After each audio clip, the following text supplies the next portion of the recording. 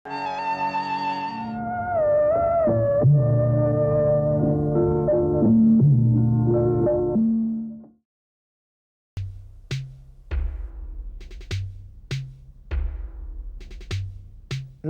बाल गंगाधर तिलक ने हमारे राष्ट्रीय संग्राम को एक नया दर्शन दिया, एक नई दिशा दी।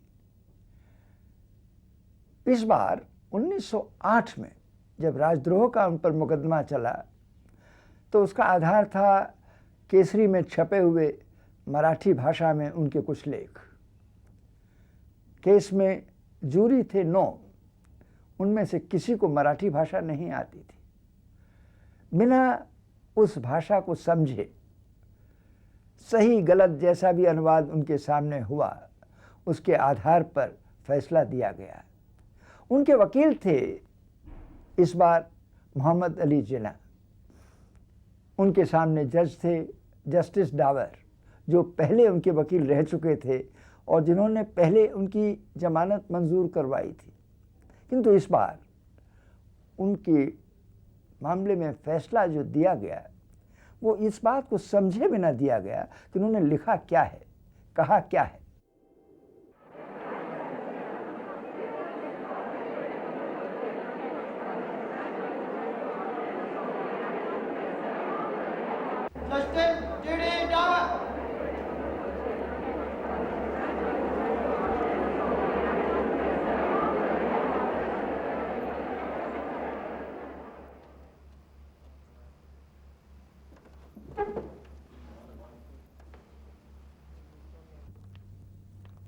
मिलॉर्ड, मुझे मिस्टर यूनिवर्सिटी के साथ सरकार की तरफ से मुकदमे का कार्रवाई सौंपा गया है।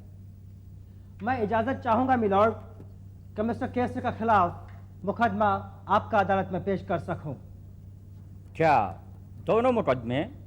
यस मिलॉर्ड, ये मुकदमे उन आर्टिकल्स को लेकर हैं जो केसरी में 12 मई एंड 9 जून 1908 को छपे थे। मिलॉर्ड, मैं दोनों केसेस को एक साथ प्रोसिक्यूट करना चाहता है। लेकिन सेक्शन 235 के पहला पैराग्राफ में साफ लिखा है कि इल्जामात एक ही मामले के सिलसिले में होने चाहिए। लेकिन मिलॉर्ड, बॉम्बे हाई कोर्ट का कई रूलिंग्स ऐसा है। आप पेज नंबर 414 पर देखिए, उसमें साफ लिखा है। मिलॉर्ड, धारा 233, 234 और 235 के अंतर्गत मुझ पर दोष आरोपित किए गए हैं। इस संबंध में मेरा कहना यह है कि दोनों मुकदमे एक साथ न चलाए जाएं। दोनों एक दूसरे से अलग हैं और इस संबंध में मुकदमे एक साथ चलाए गए तो सारी दलीलें, सारे तर्क गड़बड़ा जाएंगे। मिलॉर्ड, मैं इल्जामात को एक दूसरे से जोड़ना नहीं चाहता, ना ही मैं उसमें कोई तब्दीली करना चाहता है। लेकिन अगर आप सेक्शन 226 देखेंगे तो पाएंगे कि ये इल्जामात को जोड़ना, घटाना या उसमें तब्दीली करने का इजाजत देता है। मिलॉर्ड, लेकिन जो दूसरा 2 इल्जामात है उसमें किसी किस्म का फिर बदल नहीं हो सकता। इस वास्ते मैं क्राउन का बिहाफ पे दोनों मामलों का सुनवाई एक साथ चाहता हूं। मिलॉर्ड, ये मेरा हक है कि मैं आपसे ऐसा रिक्वेस्ट करूं। अगर मुझे 2 इल्जामात के साथ तीसरे इल्जाम की भी सुनवाई का मौका दिया जाता है तो मैं चौथा का कोई बात नहीं करूंगा। यानी केस नंबर 16 के एक इल्जाम के बाबत और केस नंबर 17 के 2 इल्जामात के बाबत सुनवाई होनी है। यस मिलॉर्ड, मेरे काबिल दोस्त मिस्टर यूनिवर्सिटी पूरे मामले को जूरी के सामने पेश करेंगे। मिलॉर्ड, बिकॉज पूरे आर्टिकल्स में हर वर्ड के ऊपर ऐतराज है, सो आई रिक्वेस्ट पूरे आर्टिकल्स को इल्जामात के दायरे में रखा जाए। यानी पूरे आर्टिकल्स जूरी के सामने पढ़े जाएं। मिलॉर्ड, मैं भी यही चाहता हूं, क्योंकि मुझ पर लगाए गए इल्जामात सरासर गलत हैं और पूरा लेख पढ़ने के बाद यह साफ हो जाएगा। मिस्टर तिलक, क्या आप अपने आप को गिल्टी मानते हैं? नहीं। मिलॉर्ड, बाल गंगाधर तिलक पर इल्जाम है कि 12 मई 1908 को केसरी में इन्होंने अपने आर्टिकल्स के जरिए जनता को शासन के खिलाफ नफरत फैलाने और लोगों के जज्बात भड़काने की कोशिश की। 12 मई के अखबार में सफ़े 4 के कॉलम 4 और 5 एंड सफ़े 5 के कॉलम 1 और 2 में जो कुछ कहा गया वो दफा 124A के तहत जुर्म है। एंड 9 जून 1908 को केसरी में जो इनका आर्टिकल छपा उसके सफ़े नंबर 8 के कॉलम 224 में जो कुछ कहा गया उसका तर्जुमा अदालत में मौजूद है, वो भी दफा 124A के तहत जुर्म में शामिल होता है। इसके साथ साथ 12 मई के आर्टिकल में 153A इंडियन पिनल कोड की दफा भी शामिल की गई है। मिलॉर्ड, मेरे काबिल दोस्त मिस्टर यूनिवर्सिटी ने जो भी कुछ कहा वो एक एक अल्फाज सच है। मराठी का अखबार केसरी बॉम्बे एंड पूना से एक साथ पब्लिश होता है और इसका पढ़ने वालों का तादाद भी बहुत ज्यादा है। मेरा ये मानना है मिलॉर्ड कि कानून प्रेस को सरकार का मामला में कमेंट करने का हक देता है, लेकिन इस बात का इजाजत नहीं देता कि सरकार को बिना बात का बदनाम किया जाए। मिलॉर्ड, इस आर्टिकल में जो अल्फाज इस्तेमाल किए गए हैं वो ना तो हिंदुस्तानी अवाम के लिए भलाई में है और ना ही यूरोपियन अवाम के लिए भलाई में है। आपने भी ये आर्टिकल्स पढ़े होंगे। मैं आपका ध्यान पहले आर्टिकल की तरफ दिलाना चाहता हूं जो मुजफ्फरपुर बम केस के बारे में है। मुलजिम लिखता है कि बम गलती से दूसरा गाड़ी में फेंका गया जिसका वजह से एक अफसर के कत्ल की जगह पे 2 औरतें मारा गया। मिलॉर्ड, इस आर्टिकल का पूरा मंशा यह है कि यह साबित करे कि ये बम केस अंग्रेज लोगों के जुल्म और तशद्दुद की वजह से हुआ। ये कहना चाहता है मिलॉर्ड कि अंग्रेज लोग हिंदुस्तानी में बदअमनी और बद इंतजामी के लिए जिम्मेवार हैं। यह अपने आर्टिकल में अगली बात यह कहता है कि हिंदुस्तानी अवाम को आगे बढ़कर अंग्रेज गवर्नमेंट से हुकूमत छीनकर अपने हाथों में ले लेनी चाहिए।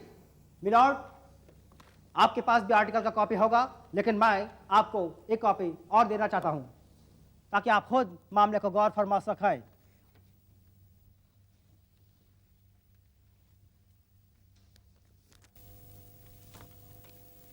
मिलॉर्ड, 9 जून के आर्टिकल में वो कहता है कि ब्रिटिश हुकूमत सेल्फिश है और उनका हुकूमत सेल्फिशनेस पर आधारित है।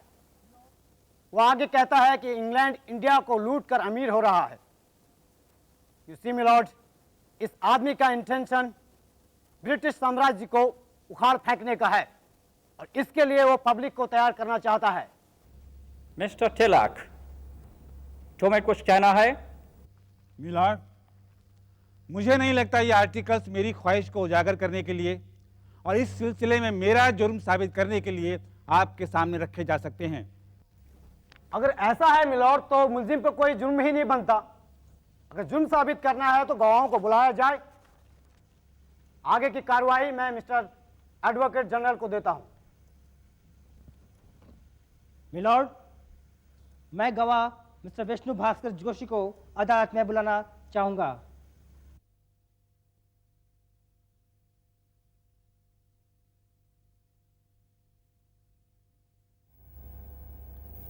आपका नाम क्या है? भास्कर विष्णु जोशी। क्या तुम भी ट्रांसलेटर हो? जी जनाब।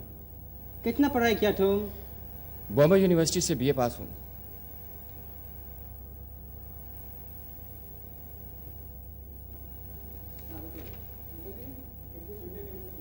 इस डॉक्यूमेंट पर किया गया दस्तखत को तुम पहचानता है? जी बहुत अच्छी तरह से। किसका दस्तखत है ये? मिस्टर क्वीन के। क्या ये उस पिछले मामले की अदालती कार्रवाई के लिए है? जी जनाब। मिस्टर तिलक, तुम्हें इसमें कोई गुरेज है? No milord. क्या इस आर्टिकल को तुम्हें ट्रांसलेट किया है? जी मैंने ही किया है। That's all, my lord.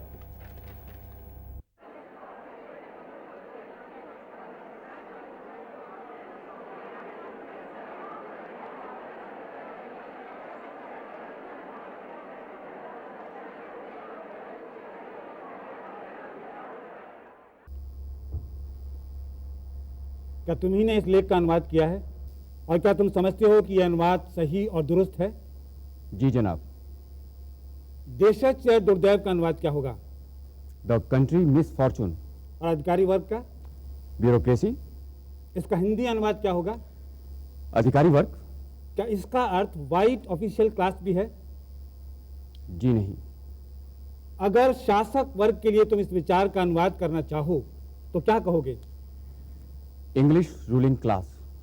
अधिकारी वर्ग को इंग्लिश रूलिंग क्लास कह सकते हो? जी नहीं। अधिकारी वर्ग क्या यूरोपियन और इंडियन दोनों के लिए इस्तेमाल हो सकता है? जी जनाब।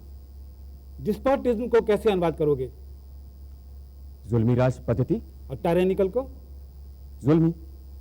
डिस्पोटिक ऑफिशियल और टायरेनिक ऑफिशियल में कोई फर्क है? देखिए, मुझे इतनी गहराई से भाषा का ज्ञान नहीं है। फिर भी तुमने इसका अनुवाद किया। The court is adjourned till 14th of July.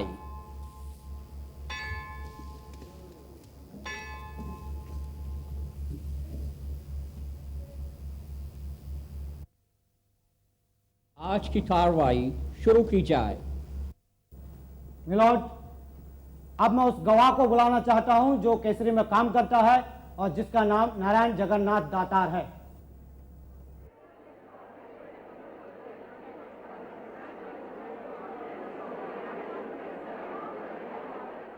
तुम कस्टम रिपोर्टर जनरल डिपार्टमेंट में क्लर्क हो? जी हुजूर। कहाँ रहते हो? कांडेवाड़ी में। और कहीं भी काम करते हो? जी हाँ। कहाँ?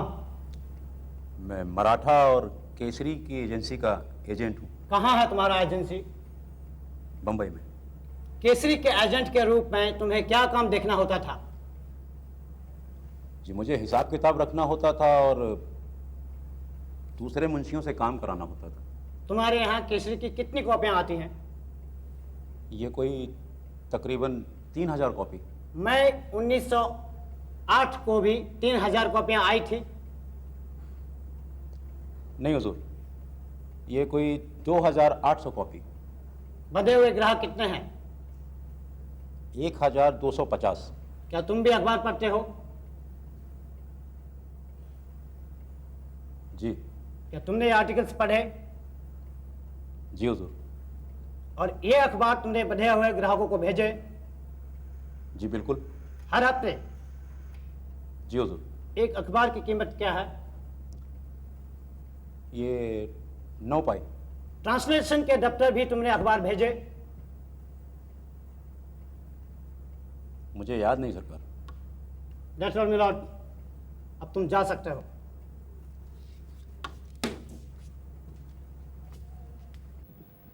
अब मिस्टर पीटर सलिवन को विटनेस बॉक्स में बुलाना चाहता है मिलॉर्ड।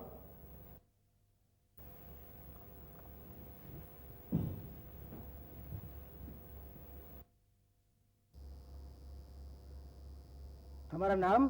Peter Sullivan. हम बॉम्बे पुलिस में इंस्पेक्टर है। यस।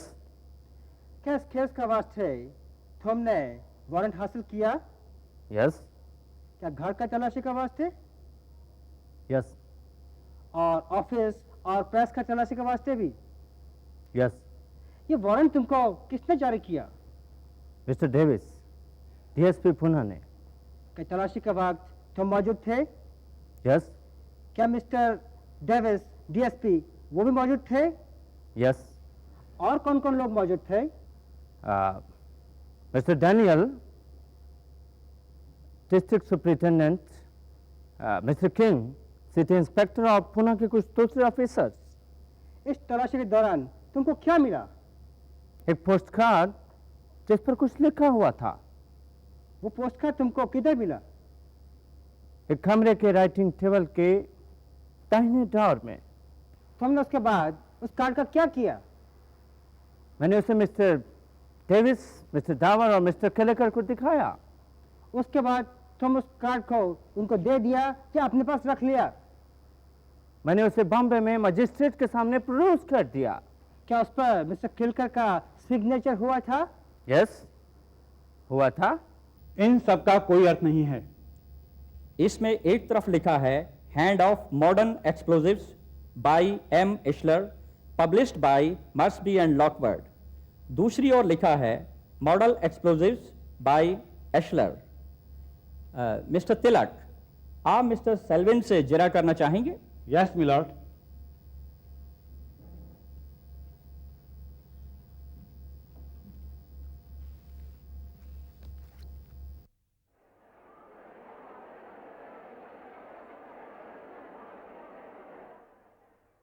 क्या तुम्हें तलाशी के दौरान और कोई कागज मिला? यस। उसे अदालत में पेश कर सकते हो? जी नहीं मिलॉर्ड, क्योंकि वो मजिस्ट्रेट की पोजीशन में है। तुम उन्हें बंबई लाए थे?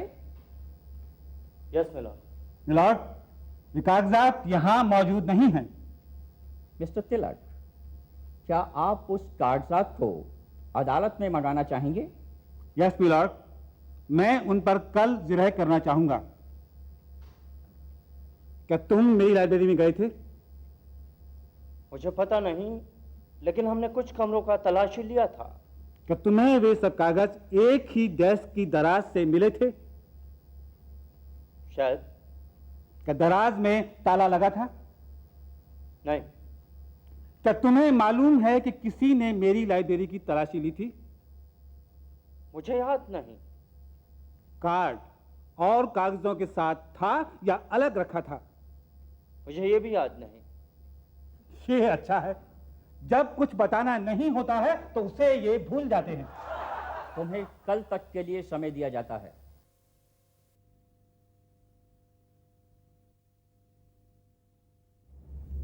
क्या आप ये सारे कागज लाए थे जो तलाशी के दौरान मिले थे? यस। आप उन्हें देखना चाहते हैं? यस मिलॉर्ड, क्योंकि वे उन्हें मेरे पीछे मिले थे। आप वो कागजात देख सकते हैं।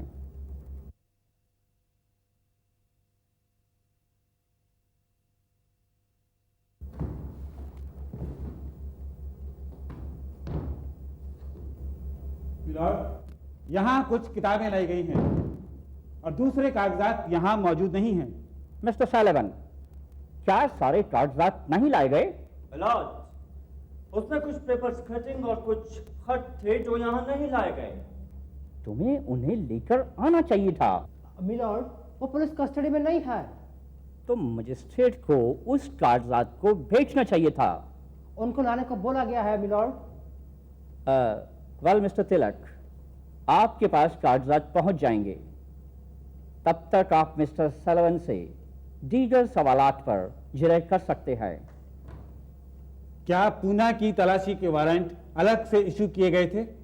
नहीं, एक ही था। क्या उसमें सिंहगढ़ की तलाशी के हुक्म एंडोर्स किए गए थे? यस, मजिस्ट्रेट ने किए थे। प्रेसिडेंसी मजिस्ट्रेट ने? उन्होंने आपका रिहाइश का मेंशन किया था। मैंने पूछा कि प्रेसिडेंसी मजिस्ट्रेट ने किए थे? नहीं, डिस्ट्रिक्ट मजिस्ट्रेट ने किए थे। मिलॉर्ड, मैंने सिर्फ वारंट के एग्जीक्यूशन में मदद की थी। आपने वारंट पर दस्तखत किए थे? यस। तब तो आप मुझे बता सकते हैं कि उसमें सिंहगढ़ किसने जोड़ा था? मिलॉर्ड, वारंट मुझे नहीं इशू किया गया था, बल्कि डीएसपी पुना को इशू किया गया था। मगर सवाल ये पैदा होता है कि सिंहगढ़ वारंट में दर्ज था। मुझे याद नहीं मिलॉर्ड। लो, फिर भूल गए। मिस्टर तिलक, आप किसी पर रिमार्क नहीं कर सकते हैं।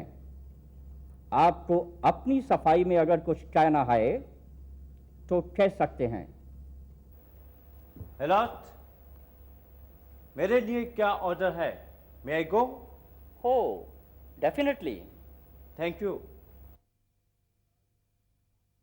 मिलॉर्ड, मराठी में छपे अपने आलेखों में जिन पर सरकार को आपत्ति है, जिन मराठी शब्दों का प्रयोग किया है, उनका अंग्रेजी में सही अनुवाद नहीं हो पाया है। मेरी राय में भारत में सत्ता ने अफसरों के हाथों में जो अधिकार सौंपे हैं, उनसे अफसरों और जनता के बीच मधुर संबंधों की अपेक्षा नहीं की जा सकती। इससे शासकों और शासितों के बीच की खाई बढ़ती ही जा रही है और ये तब तक बढ़ती रहेगी जब तक लोगों को अपने बारे में ज्यादा से ज्यादा फैसले लेने का हक नहीं मिल जाता। ये दोनों लेख इसी भावना की पुष्टि करते हैं। ये ठीक है कि एक्सप्लोसिव एक्ट पास हो जाने के बाद मैंने उसकी आलोचना करनी चाहिए थी। मैंने 9 जून के लेख में सरकारी दमन चक्र के बारे में राय दी थी। मिलॉर्ड, इस सिलसिले में मैं इनसे ये पूछना चाहता हूं कि क्या वो लेख किसी और ने लिखा था, और क्या उन लेखों में लोगों को भड़काने के लिए और उकसाने के लिए कोशिश नहीं किया गया था? मिलॉर्ड, इसी को समझाने के लिए मैंने शुरू में कहा था कि पूरे लेख पर रोशनी डाली जाए। मिलॉर्ड और जूरी के अन्य महानुभावों, क्राउन की ओर से एडवोकेट जनरल ने जिस काबिलियत के साथ आपके सामने मुकदमे को रखा है वो काबिलियत मुझ में नहीं है। लेकिन मैं कहना चाहूंगा कि मुझ पर लगाए गए आरोप गलत हैं। इन लेखों के प्रकाशन की पूरी जिम्मेदारी मैंने अपने ऊपर ली है, लेकिन देखना यह है कि मराठी में लिखे इन लेखों का अंग्रेजी में अनुवाद सही हो पाया है। इसलिए इंसाफ करते वक्त अगर उस भावना को नहीं समझा गया तो नतीजे मेरे विरुद्ध ही जाएंगे। राजद्रोह का कानून इंग्लैंड में वही है जो भारत में है, लेकिन इंग्लैंड में जूरी को जो अधिकार प्राप्त हैं क्या वो भारत में भी प्राप्त हैं? मेरी प्रार्थना है कि आप अपने उन्हीं अधिकार क्षेत्रों का प्रयोग करें जो इंग्लैंड में जूरी को प्राप्त हैं। मुझ पर आरोप है कि मैंने लोगों की भावना को भड़काने की कोशिश की है, लेकिन इन लेखों से ऐसा कोई आशय नहीं निकलता है। सवाल यह भी है कि लोगों को भड़काया है या भड़काने की कोशिश की है। सिर्फ कोशिश को अपराध का संपादन नहीं माना जा सकता। यानी मैं जुर्म नहीं कर पाया या कर पाने में असफल रहा तो फिर मुकदमा किस बात का है? मिलॉर्ड, हमें कोशिश शब्द को भी परिभाषित करना चाहिए। मान लीजिए मैं बोरी बंदर जाना चाहता हूं और पूना पहुंच जाता हूं तो गंतव्य पूना ही हुआ। ऐसे भी मामले हैं जहां कोशिश के लिए कोई सजा नहीं दी गई। पंजाब लॉ रिपोर्ट में पेज नंबर 225 पर केस नंबर 30 है, जिसमें एक आदमी दूसरे आदमी के पीछे भागता है। पीछे भागने वाले आदमी के हाथ में कुल्हाड़ी है और वो आगे भागने वाले आदमी से सिर्फ 4 कदम पीछे है। डिफेंस की यह दलील थी कि चूंकि वो 4 कदम पीछे है इसलिए उसका इरादा बदल सकता था, शायद वो उसे न मारता। मिलॉर्ड, इंडियन पिनल कोड में कुछ धाराएं ऐसी हैं जिसमें सिर्फ कोशिश की सजा को जुर्म की सजा के बराबर का भागीदार बताया गया है, लेकिन सेक्शन 511 में सिर्फ कोशिश के लिए सजा आधी रह जाती है। मेरा कहना यह है कि इंटेंशन और मोटिव 2 अलग अलग चीजें हैं। इरादा और उद्देश्य। मेरी दलीलों और बहस को आपने जिस धैर्य के साथ सुना है उसके लिए मैं आप सबका आभारी हूं। मैंने अपने लेखों में यही कहा है कि सुधारों की अत्यंत आवश्यकता है। नौकरशाह वर्ग राजनीतिक आंदोलनों को कुचल देने की कोशिश कर रहा है। मिलॉर्ड, मुझे आपकी मदद की जरूरत है, अपने लिए नहीं बल्कि संपूर्ण भारत के लिए। मिलॉर्ड, आने वाली पीढ़ियां इस फैसले को गंभीरता से लेंगी। मैंने ऐसा कुछ नहीं लिखा है जिसे आप अपराध कह सकें। मैं निर्दोष हूं। फैसला आपके हाथ में है। लोकमान्य तिलक को जूरी की राय से 6 साल की कैद और 1000 रुपए जुर्माने की सजा सुनाई गई। ये शायद महज इत्तेफाक नहीं था कि जूरी के 7 यूरोपियन सदस्यों ने लोकमान्य के खिलाफ और 2 हिंदुस्तानी सदस्यों ने उनके हक में अपनी राय दी थी। यह भी गौरतलब है कि इससे पहले 1882 में उन्हें राजद्रोह के मामले में भी सजा सुनाई गई थी और तब भी जूरी के यूरोपियन सदस्यों ने उनके खिलाफ और हिंदुस्तानी सदस्यों ने उनके हक में अपनी राय दी थी।